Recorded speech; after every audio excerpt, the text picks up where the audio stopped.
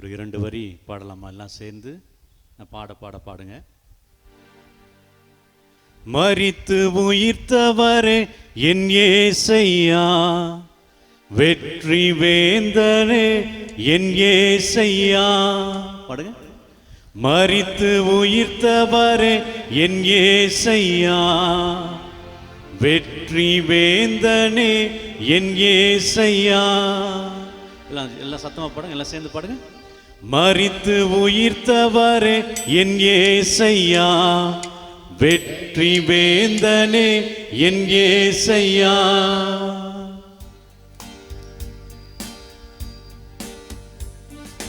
மரித்து உயிர்த்தவரே என் இயேசையா, வெற்றி வேந்தனே என் இயேசையா. பாடுங்க. மரித்து உயிர்த்தவரே என் இயேசையா, வெற்றி வேந்தனே என் இயேசையா. உமக்கே ஆராதனை, உமக்கே ஆராதனை. பாடுங்க. உமக்கே ஆராதனை, உமக்கே ஆராதனை. கரங்களை உயர்த்தி. உமக்கே ஆராதனை, உமக்கே ஆராதனை. உமக்கே ஆராதனை, உமக்கே ஆராதனை. மரித்து உயிர்த்தவரே என் இயேசையா, வெற்றி வேந்தனே என் இயேசையா. மரித்து உயிர்த்தவரே என் இயேசையா, வெற்றி வேந்தனே என் இயேசையா. நியூயார்க் நகரத்தை சேர்ந்த ஒரு கர்தினால், திமோத்தி டோலன் என்கிற ஒரு கர்தினால், ஒரு முறை அவருடைய நண்பர் அவரிடம் வந்து கேட்டாராம், உங்கள் வாழ்க்கையில தாக்கத்தை ஏற்படுத்திய நபர் யார்? உங்கள் வாழ்க்கையை மாற்றிய நபர் யார் சொல்லுங்க. உடனே சொன்னாராம், ஜீசஸ் கிரைஸ்ட். உடனே அந்த நபர் சொன்னாராம், இப்பொழுது வாழ்ந்து கொண்டிருக்கிற ஒரு நபரை சொல்லுங்க, இப்போ வாழ்ந்து கொண்டிருக்கிற ஒருவருடைய பெயரை சொல்லுங்க அப்படின்னு கேட்டாராம். அவர் திரும்ப சொன்னாராம், நான் என்னுடைய நம்பிக்கையின் பொருட்டு இந்த பதிலை சொல்லலை, என்னுடைய அனுபவத்திலிருந்து நான் பேசுகிறேன் என்று சொன்னாராம். நம்பிக்கையினால் நான் பேசல, என்னுடைய அனுபவத்தினால் பேசுகிறேன். ஒவ்வொரு நாளும் அந்த உயிர்த்த கிறிஸ்துவை என் வாழ்க்கையில நான் அனுபவிக்கிறேன். ஒவ்வொரு நாளும் அந்த கிறிஸ்து என்னுடைய வாழ்க்கையை மாற்றுகிறார் என்று சொன்னாராம். எஸ், அவர் உயிரோடு இருக்கிறார், உயிரோடு இருக்கிறார். என் ஆண்டவர் உயிர்த்து விட்டார், என் ஆண்டவர் உயிரோடு இருக்கிறார் என்று சொல்லி இந்த விழாவை கொண்டாடுவதற்கு நாம் எல்லோரும் இங்கே கூடியிருக்கிறோம், மகிழ்ச்சியோடு இங்கே கூடியிருக்கிறோம். இயேசு உயிர்த்து விட்டார். யார் சாட்சி? அங்க இருக்கக்கூடிய காலியான கல்லறை சாட்சி. He is not here, அவர் இங்கே இல்லை, உயிர்த்து விட்டார் என்று சொல்லுகிற அந்த கல்லறை சாட்சியாக இருக்கிறது. இயேசு உயிர்த்து விட்டார் என்பதற்கு நீங்களும் நானும் சாட்சி. இந்த நேரத்தில் உயிர்த்த இயேசுவை நாம் சந்திக்க வந்திருக்கிறோம். 1 கொரிந்தியர் 15:14 வாசிக்கிறோம். கிறிஸ்து உயிருடன் எழுப்பப்படவில்லை என்றால் நாங்கள் பறைசாற்றிய நற்செய்தியும் நீங்கள் கொண்டிருக்கிற நம்பிக்கையும் பொருளற்றவையாயிருக்கும். கிறிஸ்து உயிருடன் எழுப்பப்படவில்லை என்றால் நாங்கள் பறைசாற்றுகிற நற்செய்தியும் நீங்கள் கொண்டிருக்கிற நம்பிக்கையும் பொருளற்றதாயிருக்கும். விவிலியத்தில் இருக்கிற 3 மரங்களை பற்றி பேசலாம் என்று நினைக்கிறேன். ஒரு அழகான தோட்டம், பழைய ஏற்பாட்டில் வருகிற ஒரு அழகான தோட்டம், பூத்து குலுங்குகிற மலர்கள், எங்கு பார்த்தாலும் அழகான மலர்கள், பச்சை பசேல் என்று புல்வெளிகள், மரங்கள், அடர்ந்த புல்வெளிகள் இருக்கிறது, நீரோடைகள் இருக்கிறது, நீரூற்றுகள் இருக்கிறது, அழகான ஒரு தோட்டம். அந்த தோட்டத்தின் நடுவில் ஒரு அழகான மரம். அந்த அழகான தோட்டத்தின் நடுவில் இருந்த ஒரு அழகான மரம் மனிதனை பாவத்தில் விழ வைத்தது, துயரத்தை கொடுத்தது. அந்த மரத்தினாலே மனிதகுலம் அனைத்தையுமே இழந்து போனது. தங்களுடைய உரிமைகள் அனைத்தையுமே அந்த மரத்தினாலே மனிதகுலம் இழந்தது. இன்னொரு மரம், யூதாஸ் தேடி போன அந்த மரம், அநியாயமாக பாவமற்றவரை காட்டி கொடுத்து விட்டேனே என்று சொல்லி யூதாஸ் ஒரு மரத்தை தேடி போகிறான். அந்த மரத்தில் இருக்கிற எல்லா இலைகளும் எல்லா கிளைகளும் அவனை பார்த்து சொன்னது, நீ குற்றவாளி. Every leaf accused him, every branch accused him. நீ குற்றம் செய்து விட்டாய், உன்னை மன்னிப்பதற்கென்று இந்த உலகத்தில் யாருமே இல்லை என்று அந்த மரம் சொன்னது. இறுதியில அந்த மரம் அவனுடைய உயிரை எடுத்துக்கொண்டது. இரண்டாவது மரம். மூன்றாவது ஒரு அழகான, முதல் பழைய ஏற்பாட்டில் ஒரு அழகான தோட்டம் என்று சொன்னேன். மூன்றாவது மரம் எங்கே இருந்ததென்றால், கரடுமுரடாக இருக்கிற கற்கள் நிறைந்த ஒரு பகுதியில் காடாய் காட்சியளித்த அந்த இடத்தில் இருந்த ஒரு மரம். இந்த மரத்தில் கிளைகள் இல்லை, இந்த மரத்தில் இலைகள் இல்லை. ஆனால் இந்த மரம் வாழ்வு கொடுக்கிற மரமாக மாறியது. ட்ரீ ஆஃப் லைஃப், வாழ்வு கொடுக்கிற மரமாக மாறியது இயேசுவை சுமந்ததனால். இயேசு அந்த மரத்தை சுமந்ததனால் வாழ்வு கொடுக்கிற மரமாக மாறியது அந்த மரம். the third tree heals a wound caused by the first tree. முதல் மரத்தினாலே மனித குலத்திற்கு ஏற்பட்ட அந்த காயத்தை இந்த மரம் எடுத்துக்கொண்டது. நாமும் அதே இயேசுவை சுமந்து கொண்டு புது படைப்பாக, புது பிறப்பாக மாற வேண்டும் என்று இந்த பெருவிழா நமக்கெல்லாம் ஒரு அழைப்பு விடுகிறது. ரெய்மண்ட் பிரவுன் என்கிற விவிலிய அறிஞர் சொல்லுகிறார், உயிர்த்தெழுதல் வெறும் அதிசயம் அல்ல, கடவுளின் புதிய படைப்பின் தொடக்கம் என்று சொல்லுகிறார். உயிர்த்தெழுதல் என்பது வெறும் அதிசயம் அல்ல, கடவுளின் புதிய படைப்பின் தொடக்கம். இயேசுவின் உயிர்த்தெழுதல் அவருக்கான வெற்றி மட்டுமல்ல, அது மனித குலத்தின் புதிய வாழ்க்கைக்கான கதவுகளை திறந்து விடுகிறது. இயேசு உயிர்த்து மனிதர்களெல்லாம் புது படைப்பாக மாற்றினார். இயேசு உயிர்த்து புதிய கதவை திறந்து வைத்தார். இந்த மனித குலம் புது படைப்பாக மாறி செல்ல வேண்டும் என்பதற்காக அந்த கதவுகளை திறந்து வைத்திருக்கிறார். இன்றைக்கு இந்த நாள் நமக்கெல்லாம் விடுக்கிற ஒரு அழைப்பு, உயிர்ப்பின் மக்களாக வாழுங்கள், உயிர்ப்பின் மக்களாக மாறுங்கள் என்று அழைப்பு விடுகிறது.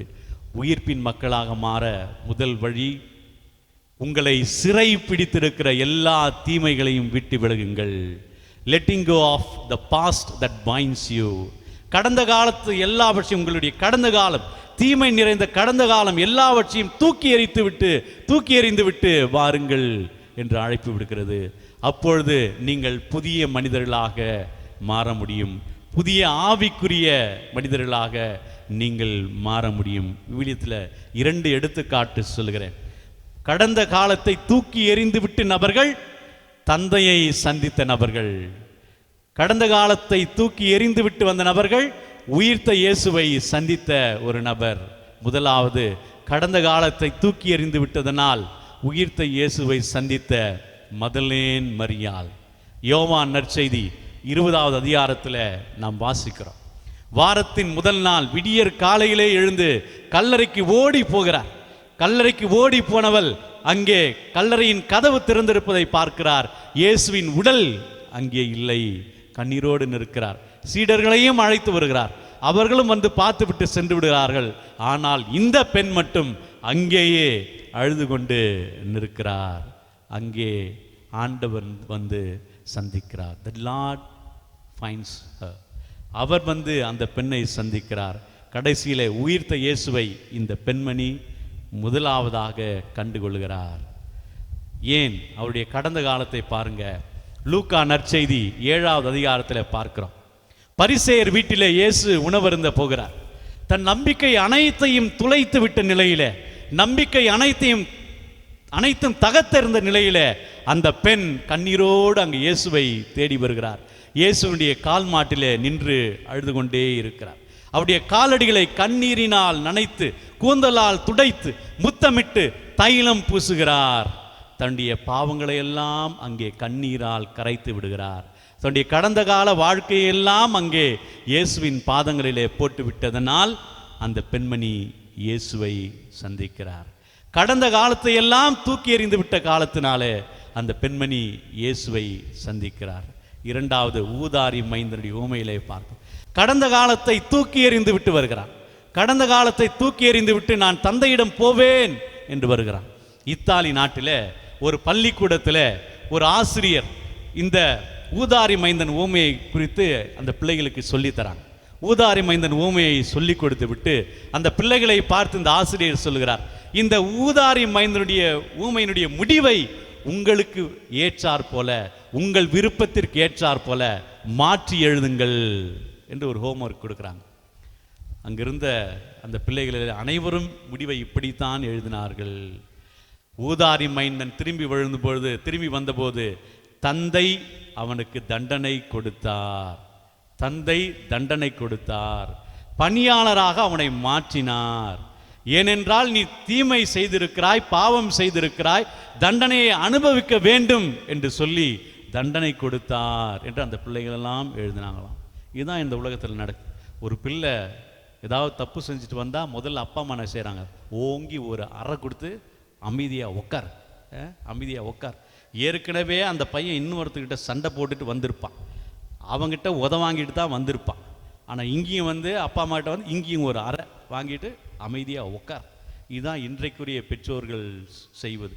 ஆனால் அன்றைக்கு பார்க்கிறோம், எல்லாவற்றையும் தூக்கி கொண்டு போன மகன், தன்னுடைய சொத்து எல்லாவற்றையும் என்னுடைய சொத்து, என்னுடைய பங்கை கொடுங்கள் என்று சொல்லி எடுத்துக்கொண்டு சென்ற ஒரு மகன் திரும்பி வருகின்ற பொழுது அரவணைத்து கொள்கிறார். இழந்த அனைத்தையுமே அந்த தந்தை அவனுக்கு கொடுக்கிறார். இழந்த மரியாதையை கொடுக்கிறார் அந்த தந்தை. அந்த பிள்ளை வந்த உடனே முதல் தரமான ஆடையை கொடுங்கள் என்று சொல்லுகிறார்.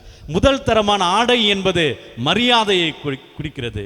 இரண்டாவது மோதிரத்தை அணிவியுங்கள் என்று சொல்கிறார். இது அவன் இழந்து போயிருக்கிற அதிகாரத்தை திரும்ப கொடுப்பதற்கு சமம். மூன்றாவது காலணிகளை கொடுங்கள் என்று சொல்லுகிறார்.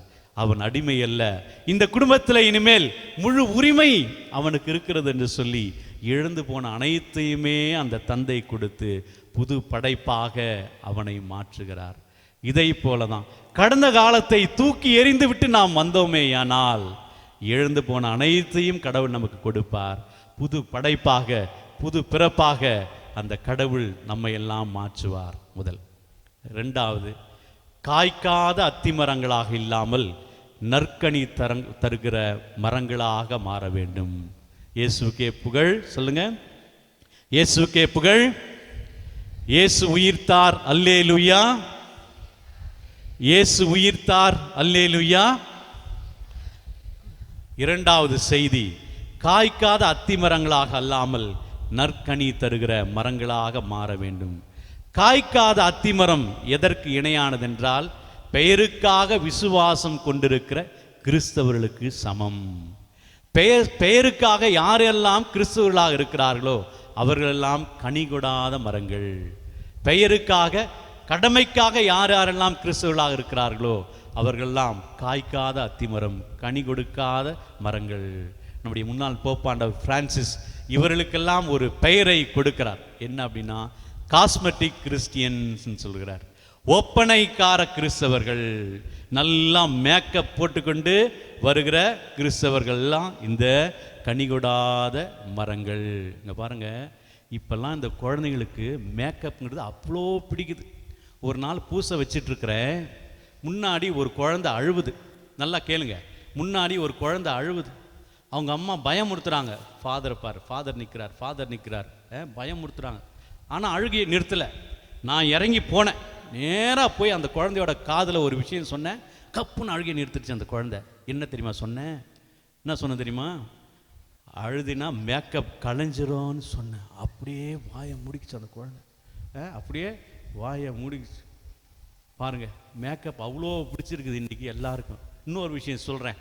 ஒரு முறை ஒரு கல்யாணத்தை நான் தான் ப்ளஸ் பண்ணேன். ஒரு 3வது நாள் ஒரு புதுமண தம்பதிகள் வந்தாங்க. வந்து என்னை நல்லா தெரிஞ்ச மாதிரியே பேசினாங்க. நல்லா தெரிஞ்ச மாதிரியே நானும் என்ன பண்ணேன், நல்லா தெரிஞ்ச மாதிரியே பேசினேன். ஆனால் எனக்கு அது யாருன்னு தெரியல, ஆனால் தெரிஞ்ச மாதிரி பேசினேன். கடைசியில் அவங்க கண்டுபிடிச்சிட்டாங்க, ஃபாதர் நம்மளை யாருன்னு நமக்கு தெரியலன்னு கண்டுபிடிச்சிட்டாங்க. அப்புறம் என்ன தெரியுமா சொன்னாங்க? நான் கேட்டேன், யாருங்க நீங்கள்? ஃபாதர் தெரியலையா? 3 நாளைக்கு முன்னாடி அந்த பொண்ணு சொல்லிச்சு, 3 நாளைக்கு முன்னாடி தான் கல்யாணத்தை வந்துருச்சுங்க. ஆளே மாறி போயிருக்குதுங்க, ஆளே புது ஆள்.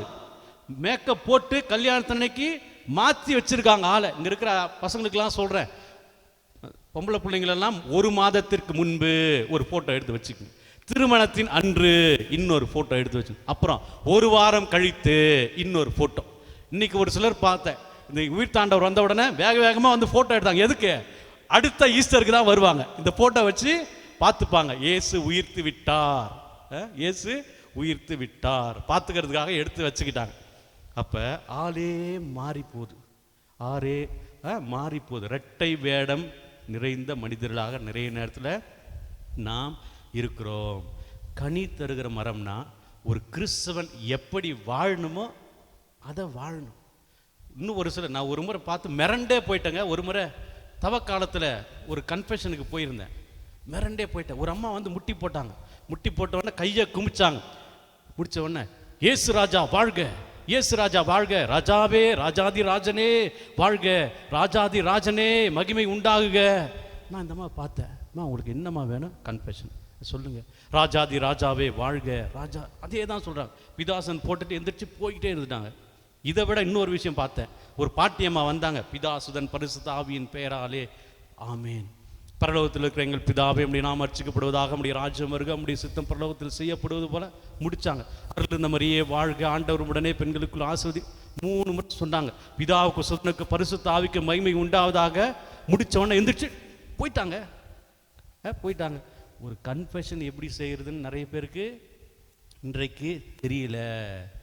ஆண்டவருக்கு கொடுக்க வேண்டிய நேரத்தை இன்றைக்கி நிறைய பேர் கொடுக்கறதில்ல. ஒரு முறை ஒரு பிளஸ்ஸிங் போயிருந்தேங்க, ஒரு வீட்டில் பிளஸ்ஸிங் போயிருக்கிற பார்லரில் என்னை உட்கார வச்சாங்க. அந்த அம்மா உள்ளே போனாங்க வந்தாங்க, நல்லா இருக்குது, உள்ளே போனாங்க வந்தாங்க. நான் சொன்னேன், அம்மா ப்ளஸ் பண்ணிடலாமா கேட்டேன். ஃபாதர் 2 நிமிஷம் குமார் வந்துட்டோம், 2 நிமிஷம் குமார் வந்துட்டோம், நான் வெயிட் பண்ணுறேன். வந்துட்டோம் குமார் வந்துட்டோம், உட்காந்துருக்குறேன். ஒரு 5 நிமிஷம் ஆச்சு. அம்மா மந்திரிக்கலாமா? இல்லை ஃபாதர் 2 நிமிஷம் குமார் வந்துட்டோம் ஃபாதர். நான் சரிம்மா வந்துட்டோன்னு சொன்னேன்.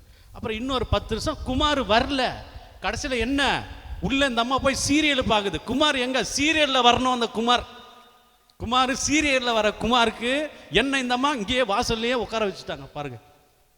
இன்றைக்கு நிறைய பேருக்கு என்னது, டிவி பெட்டி தான் கடவுள் மாதிரி, டிவி பெட்டி தான் கடவுள். சரண் அடைஞ்சிருவாங்க. பார்த்துருக்கீங்களா? அப்படி உத்து பார்த்தாங்கன்னா கண்ணு 2 டிவிக்குள்ளே போயிடும். இன்றைக்கு சாயந்தரம் ஆச்சுன்னா, ஒரு காலத்தில் ஜெபம்லாம் செய்வாங்க, ஜெபம் செய்வாங்க, இறைவனோடு தங்களை இணைத்து கொள்வாங்க. இன்னும் ஒரு சிலர் இருப்பாங்கன்னா கடமைக்காக கிறிஸ்துவலாக இருப்பாங்க. பார்த்துருக்கீங்களா? கடமைக்காக ஞாயிற்றுக்கிழமை பூசைக்கு வந்தவொடனே உட்காந்துருவாங்க. உட்காந்தவொடனே சாமியார் ஒரு 2 நிமிஷம் எக்ஸ்ட்ரா பிரசங்க வச்சுட்டாருன்னா போச்சு. வாட்சை பார்ப்பாரு, சாமியாரை பார்ப்பார். இவர் முடிப்பாரா முடிக்க மாட்டாரா? பூசை முடிஞ்ச வரை நேராக நான் சிக்கன் கடைக்கு போக வேண்டியிருக்கு.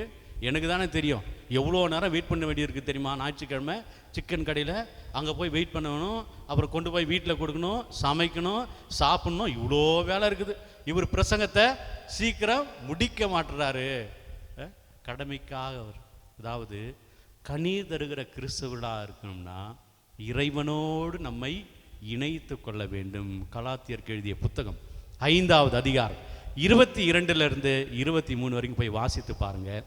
அன்பு, மகிழ்ச்சி, சமாதானம், பொறுமை, இரக்கம், நன்மை, இது எல்லாவற்றையும் கொடுக்கிற நபர்களாக நீங்க மாறணும். இங்க ஆண்டவரை நீங்கள் சந்தித்தீர்களே ஆனால் அதே ஆண்டவரை உங்கள் குடும்பத்திற்கு கொண்டு செல்ல வேண்டும். இங்கு நீங்கள் பெற்றுக்கொள்கிற அந்த அமைதியை குடும்பத்தில் இருக்கிற ஒவ்வொருவருக்கும் கொடுக்க வேண்டும்.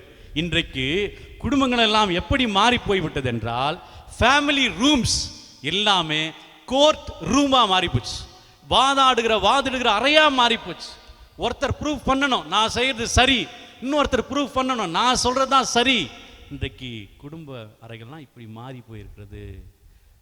நாம் இங்கு ஆலயத்தில் சந்திக்கிற அந்த கிறிஸ்துவை குடும்பத்திற்கு கொண்டு செல்ல வேண்டும், சமுதாயத்திற்கு கொண்டு செல்ல வேண்டும். கொண்டு செல்லவில்லை என்றால் நாம் உண்மையான கிறிஸ்தவர்களாக, கனி கொடுக்கக்கூடிய கிறிஸ்தவர்களாக இருக்க முடியாது. 3வது பாயிண்ட், நம்முடைய பலத்தை விட இறைவனின் அருளில் நம்பிக்கை வைக்க வேண்டும். இயேசுக்கே புகழ், இயேசுக்கே புகழ், இயேசுக்கே புகழ். உங்க பிரசன்னத்தில் சீரகில்லாமல் பறக்கிறேன், உங்க சமூகத்தில் குறைவில்லாமல் வாழ்கிறேன். உங்க பிரசன்னத்தில் சீரகில்லாமல் பறக்கிறேன். உங்க சமூகத்தில் குறைவில்லாமல் வாழ்கிறேன். உங்க பிரசன்னத்தில் சீரகில்லாமல் பறக்கிறேன். உங்க சமூகத்தில் குறைவில்லாமல் வாழ்கிறேன். எல்லாம் சேர்ந்து பாடுங்க. உங்க பிரசன்னத்தில் சீரகில்லாமல் பறக்கிறேன். உங்க சமூகத்தில் குறைவில்லாமல் வாழ்கிறேன்.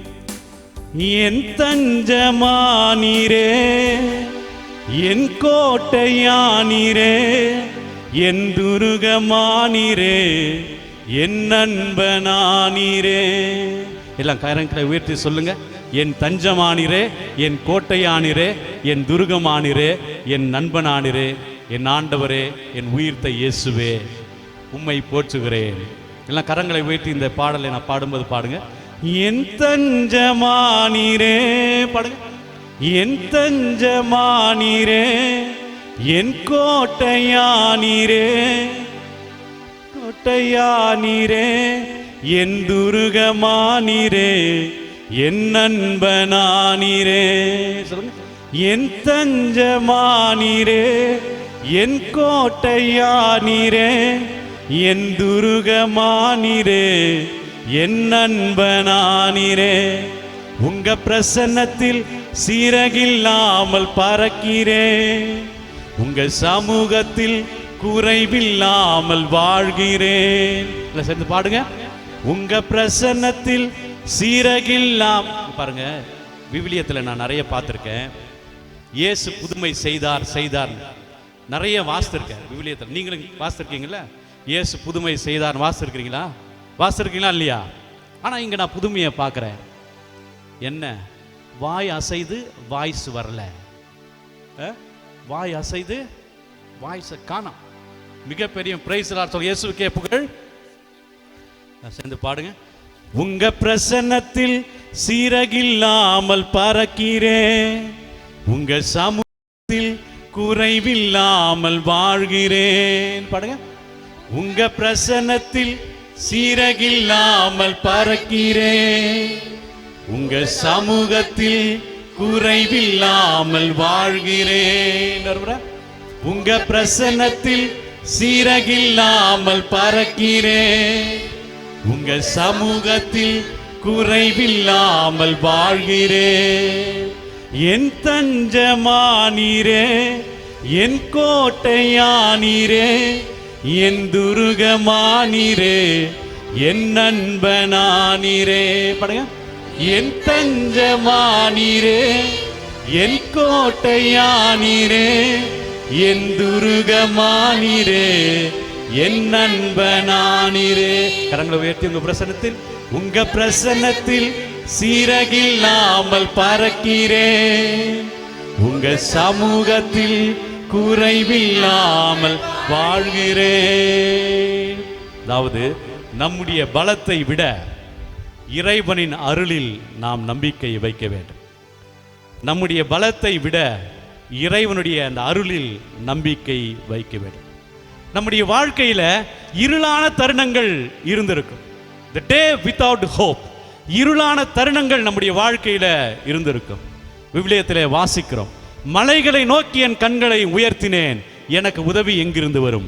மலைகளை நோக்கி என் கண்களை உயர்த்தினேன், எனக்கு உதவி எங்கிருந்து வரும்? சங்கீதக்காரன் 121 பாடுகிறான். 1வது வசனத்தில், எருசலேமை நோக்கி ஒருவன் பயணம் செய்கிறான். பகலிலே திருடர்கள் வருவார்கள், இரவிலே காட்டு விலங்குகள் வரும். பாதுகாப்பற்ற சூழ்நிலையில அவன் பாடுகிறான், மலைகளை நோக்கி என் கண்களை உயர்த்தினேன், எனக்கு உதவி எங்கிருந்து வரும்? நம்முடைய வாழ்க்கையில சில நேரத்தில் நாம் பாடுவோம், எனக்கு உதவி எங்கிருந்து வரும்? எனக்கு யார் உதவி செய்வார்? என் பொருளாதார சூழ்நிலையில எனக்கு யார் உதவி செய்வார்? எனக்கு யார் பண உதவி செய்வார் என்று நிறைய நேரங்களில் நாம் கண்ணீர் விட்டிருக்கிற தருணங்களை நாம் கடந்து வந்திருப்போம். மத்தேயு நற்செய்தி 26வது அதிகாரத்தில் நாம் வாசிக்கிறோம். இயேசு, தந்தையே, முடிந்தால் இந்த துன்ப கிண்ணம் என்னை விட்டு அகலட்டும் என்று கண்ணீர் விடுகிறார். இதை போல இந்த துன்ப கிண்ணத்தை என்னுடைய வாழ்க்கையில நான் அனுபவிக்கிற துன்ப கிண்ணத்தை யார் அகற்றுவார் என்று சொல்லி திகைத்து போய் வாழ்க்கையிலே நின்றிருந்த தருணங்களை நாம் சந்தித்திருப்போம். திருப்பாடல் 13 நாம் வாசிப்பது போல தாவீது அரசன் பாடுகிறான், எத்தனை நாள் ஆண்டவரே என்னை மறந்திருப்பீர், இறுதி வரை மறந்து விடுவீரோ என்று சொல்லி கண்ணீரோடு பாடுகிறான். நாமும் நிறைய வேளைகளில் அப்படி கண்ணீரோடு கடவுள் முன்பாக நின்றிருப்போம். வாழ்க்கையில பயந்து போன தருணங்கள் நம்முடைய வாழ்க்கையில இருந்திருக்கலாம். பாருங்க, எலியா இறைவாக்கினர் பயந்து போய், ஒரு அரசிக்காக பயந்து போய் ஓடி ஒளிந்து கொண்டிருக்கிறார். தன்னுடைய உயிரை காப்பாற்றிக் கொள்வதற்காக ஓடி ஒளிந்து போய் இருக்கிறார். இதை போன்ற தருணங்கள் நம்முடைய வாழ்க்கையில வந்திருக்கும். மத்தேயு நற்செய்தி 14வது அதிகாரத்தில் நாம் வாசிக்கிறோம். சீடர்கள் மறுகரைக்கு செல்கின்ற பொழுது ராயப்பர் சொல்லுகிறார், கடவுளை பார்த்தவுடனே நான் நடந்து வரட்டுமா கேட்கிறார். புயல் காற்று வீசுகிற பொழுது பயந்து போய் மூழ்கி போகிறார். ஆண்டவரே என்னை காப்பாற்றுங்க. இதை போல தருணங்கள் வாழ்க்கையில நான் மூழ்கி போகிறேன் என்கிற இதை போல தருணங்கள் உங்களுடைய வாழ்க்கையில இருந்திருக்கலாம். என்னுடைய ஜெபம் ஏற்கப்படவில்லை என்று தோன்றும் நாட்களை நீங்கள் கடந்து வந்திருக்கலாம். துன்பங்கள் அதிகமாகி கொண்டே போகிறதே, நான் என்ன செய்வேன் என்கிற தருணங்கள் இங்கிருக்கிற ஒவ்வொருவருக்கும் வாழ்க்கையில வந்திருக்கும்.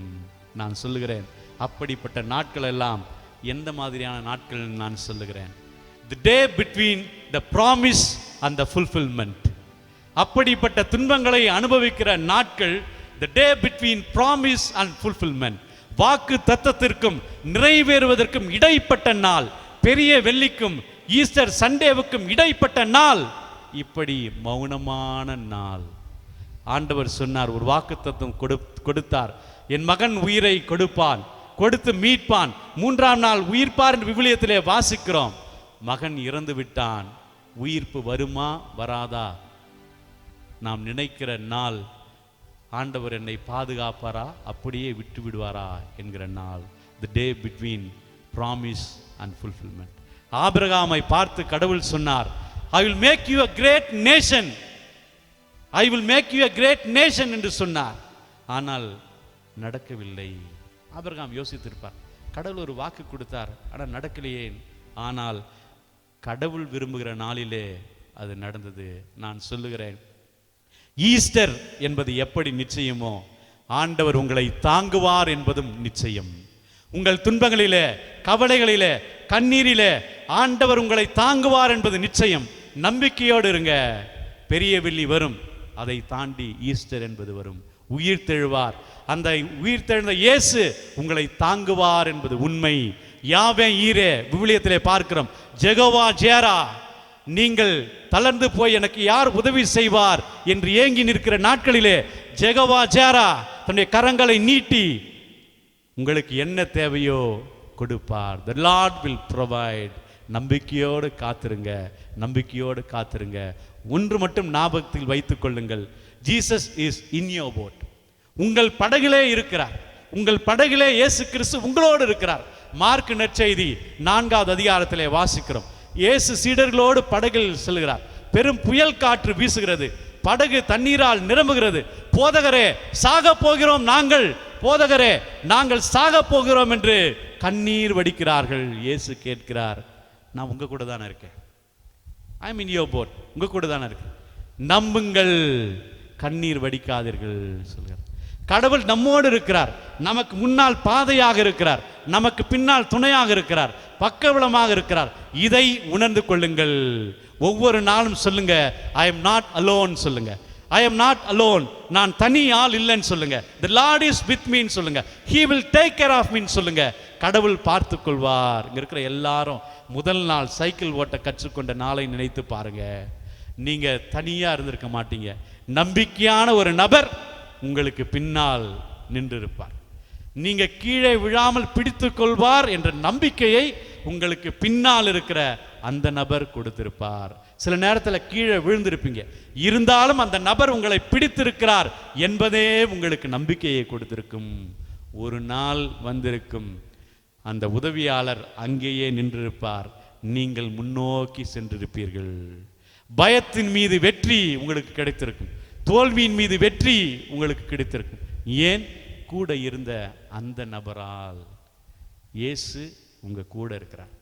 இயேசு உங்கள் ஒவ்வொரு நாளும் சொல்லிக்கொண்டே இருங்க, கடவுள் என்னோடு இருக்கிறார், உயிர்த்த ஆண்டவர் என்னோடு இருக்கிறார், அவர் என்னை பார்த்து கொள்வார் என்று ஒவ்வொரு நாளும் நீங்கள் சொல்லிக்கொண்டே இருப்பாங்க. விவிலியத்தில் பாருங்க, ஒரு மிகப்பெரிய எதிரியை சந்திக்க தாவீது போகிறார். ஒரு மிகப்பெரிய எதிரியை சந்திக்க போகிறார். இஸ்ராயல் மக்கள் எல்லாம் பயந்து போய் நிற்கிறார்கள். மைட்டி ஃபிகர் கோலியாத் எப்படி நாம் வீழ்த்துவது, பயந்து போய் இருக்கிறார்கள். தாவீது சொன்னான், யெகோவா நிசி என்று சொன்னான். ஆண்டவரே என் அடையாளம் என்று சொன்னான். ஆண்டவர் பெயரால் நான் போகிறேன் சொன்னான். யெகோவா நிசி, ஆண்டவர் என் அடையாளம் என்று சொல்லிக்கிட்டு அவன் போகிறான், வெற்றி பெற்றான். ஆண்டவருடைய எண்ணத்தை மாற்றினார். மீதி இஸ்ராயல் மக்கள் எல்லாம் நினைச்சாங்க, he is too big to hit என்று நினைத்தார்கள். ஆனால் தாவீது நினைத்தான், he is too big to miss என்று நினைத்தான். மீதி மக்கள் எல்லாம் நினைத்தார்கள், மிகப்பெரிய மனிதனாக இருக்கிறான், அவனை வீழ்த்த முடியாது என்று நினைத்தார்கள். தாவீது நினைத்தான், மிகப்பெரிய மனிதனாக இருக்கிறான், அதனால் அவனை எளிதாக வீழ்த்தி விட முடியும் என்ற பலத்தை என்கிற எண்ணத்தை ஆண்டவர் அவனுக்கு கொடுத்தார். அதே போல உங்கள் வாழ்க்கையில மிகப்பெரிய மலை போல பிரச்சனைகள் நின்றாலும் சரி, இதை எப்படி நான் தாண்டி செல்வேன் என்று நினைக்கிற தருணங்கள் வந்தாலும் சரி, சொல்லுங்க, உயிர்த்த ஆண்டவர் என்னோடு இருக்கிறார், உயிர்த்த ஆண்டவர் பார்த்து கொள்வார் என்று சொல்லுங்க. நம்புங்க, நிச்சயமா எதை கண்டும் உங்கள் வாழ்க்கையில கலங்க மாட்டீங்க. இன்றைக்கு ஒரு மிகப்பெரிய பெருவிழாவை கொண்டாடுகிறோம். இயேசு உயிர்த்து விட்டார் என்று சொல்லுகிற நாம் அந்த உயிர்த்த இயேசுவை சந்தித்து உயிர்ப்பின் மக்களாக மாற வேண்டும். உயிர்த்த இயேசுவை சந்தித்து அவர் கொடுக்கிற அமைதி, சமாதானம், சந்தோஷம், இதையெல்லாம் நாம் நம் குடும்பத்திற்கு கொண்டு செல்ல வேண்டும். நடமாடும் நற்கருணை பேழைகளாக அந்த ஆண்டவரை சுமந்து நாம் செல்கிற இடமெல்லாம் கொண்டு செல்லும் பொழுது நாம் உயிர்ப்பின் மக்களாக மாறுவோம். ஆமேன்.